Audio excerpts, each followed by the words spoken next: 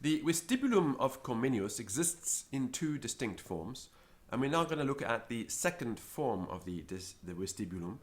I'm going to read through the invitation at the beginning. So, in vestibulum linguarum, firstly just in Latin. Veni puer, loquar tecum de re necessaria, super omnia. Loquere audio visne sapiens esse, quid istuc est sapientem esse, intelligere omnia, et recta gre omnia, et recte loqui de omnibus. Volo, sed quis dabit hoc mihi? Deus et conversatio cum sapientibus vivis et mortuis. Quibus vivis praeceptoribus et quibus mortuis illis qui ante nos vixerunt et loquuntur nobiscum ad hoc in libris satisne id satis modo deum ora praeceptori pare libros ama. So let's have a look at this. In the entryway of languages, invitation. Veni puer, come boy. Loquar tecum, I'll speak to you, de re necessaria, about things that are needed. Super omnia, regarding everything. Loquere audio, so speak, and audio, I will hear. Visne sapiens esse, do you want to be wise? Quid istuc est, what is this? Sapientem esse, to be wise, to be knowledgeable. Intelligere omnia, to know everything. Et recte agere omnia, and to do everything right. Et recte loqui de omnibus, and to speak correctly about everything. Volo, I want to, sed quis dabit hoc mihi, but who will give this to me? Deus, God, et, and, conversatio cum sapientibus, conversation with knowledgeable people. Vivis et mortuis, dead one, living ones and dead ones. Quibus vivis, who, alive? Praeceptoribus, teachers. Et quibus mortuis, and which dead ones? Illis, those ones, qui ante nos vixerunt, who before us lived, et loquuntur nobiscum ad hoc, and speak with us, yet, in libris, in books. Satisne id, is that sufficient? Satis, it is sufficient. Modo deum ora, now pray to God. Praeceptori parre, and prepare your teacher. Libros ama, love books. Sed ut intelligas sapientes illos, but in order to understand those wise people, disce sermonem quo scripserunt, learn the language with which they wrote. Nempe Latinam linguam, specifically Latin. Quae pulchra est, which is pretty, et communis populis, and is common to all nations, to all peoples. Facitque doctos, and it makes people educated. Quisto cebit me illam, who will teach it to me? Ego auxilio Dei, I with the help of God. Itque via facili, specifically with a easy route, divisa in tres graduos, divided into 3 steps.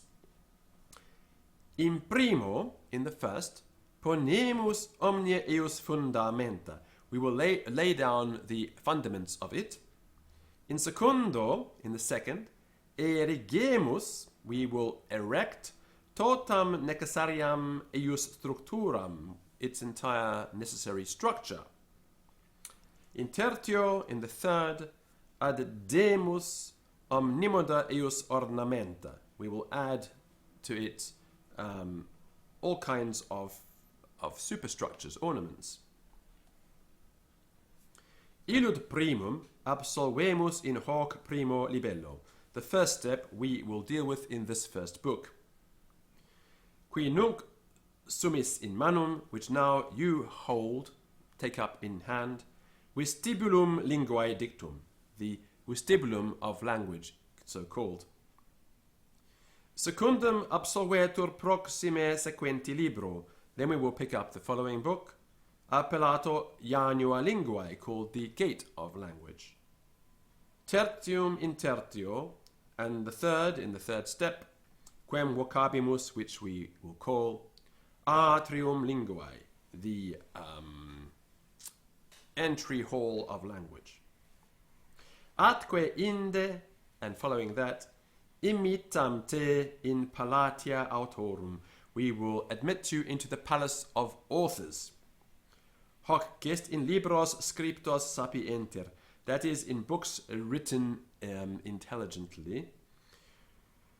Ut ipse quoque fias, so that yourself you can be made sapiens, prudens, eloquens, wise, prudent, and eloquent.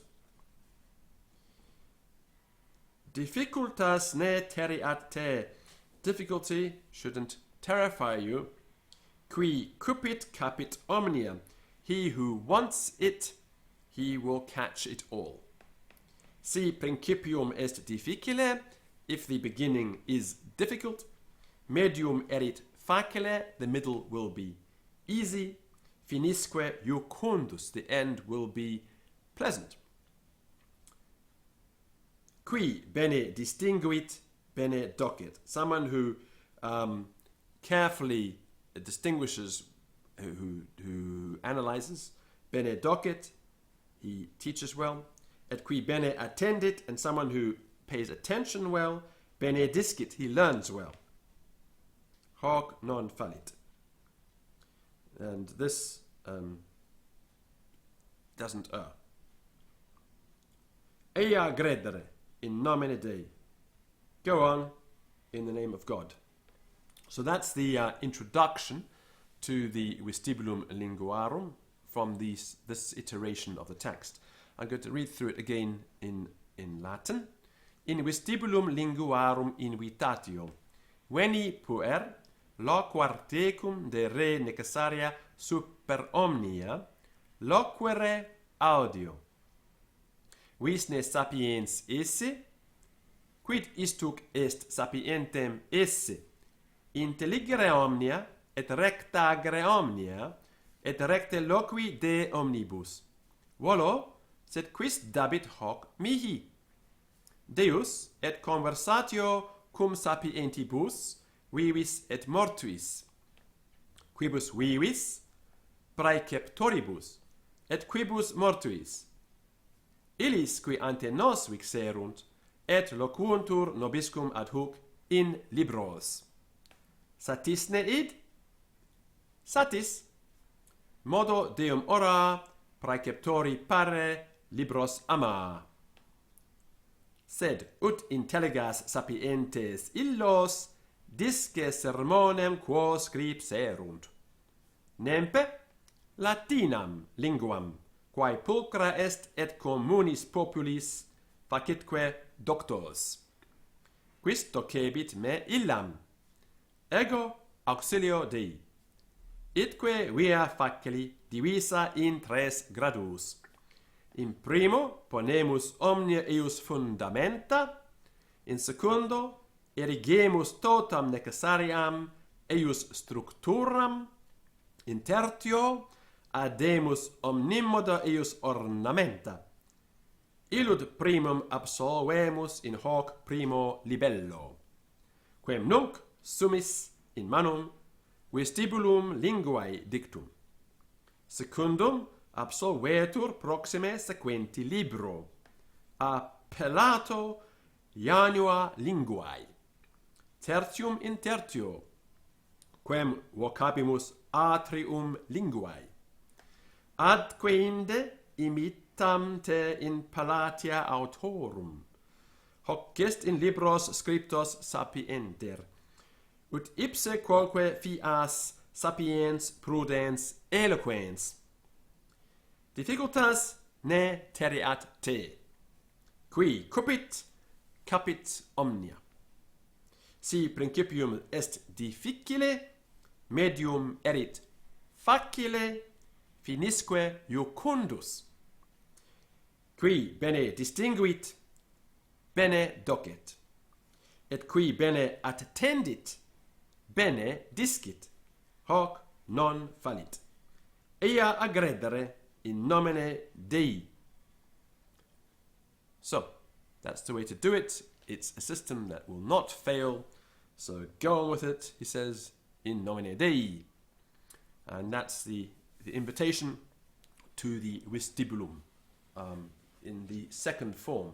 Read here from the Opera Didactica Omnia of Comenius. Voilà.